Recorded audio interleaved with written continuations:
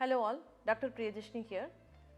Vitamin D3 அப்படின்றது நம்ம phone ஹெல்த்துக்கு ரொம்ப இம்பார்ட்டண்ட்.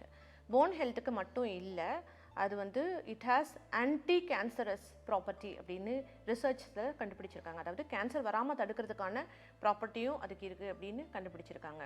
ஸோ இந்த விட்டமின் D3 நமக்கு நிறைய பேருக்கு இந்த விட்டமின் D3 லெவல் கம்மியாக இருக்கும். அதுக்கு காரணம் மெயினாக சன்லைட்டில் எக்ஸ்போஸ் ஆகாதனால. ஸோ இது பேரே வந்து சன்லைட் விட்டமின் அப்படின்னு சொல்லுவோம். இந்த சன்லைட் எப்படி ப்ரொடியூஸ் பண்ணுது அப்படின்னாக்கா, நம்ம விட்டமின் D3 தான் கோலிகால்சிஃபெரால் அப்படின்னு சொல்லுவோம். அந்த கோலிகால்சிஃபெரால் வந்து 7-டீஹைட்ராக்சி கொலஸ்ட்ரால் அப்படின்ற காம்பவுண்ட்லேருந்து உருவாகுது. அது ஸ்கின்ல அது சன்லைட்டுக்கு எக்ஸ்போஷர் ஆனால் தான் அது உருவாகும். அண்ட் அப்பார்ட் ஃப்ரம் சன்லைட் நம்ம டயட்டில் இருந்தும் கூட சப்ளிமெண்ட்ஸில் இருந்தும் கூட விட்டமின் D3 கிடைக்கும்.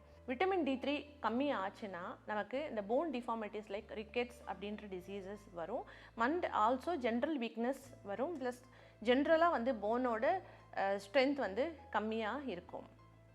ஸோ விட்டமின் D3 சப்ளிமெண்ட்ஸ் இல்லை, விட்டமின் D3 வந்து சன்லைட்டில் எக்ஸ்போஸ் ஆகி கரெக்டாக நீங்கள் அதனோட ப்ரொடக்ஷனை வர்ற மாதிரி இருக்க மாதிரி பார்த்துக்கணும். சன்ஸ்க்ரீன்ஸ் வந்து விட்டமின் D3 ப்ரொடக்ஷனை கம்மி பண்ணுமான்னு நிறைய பேர் கேட்குறாங்க. அது கிடையவே கிடையாது.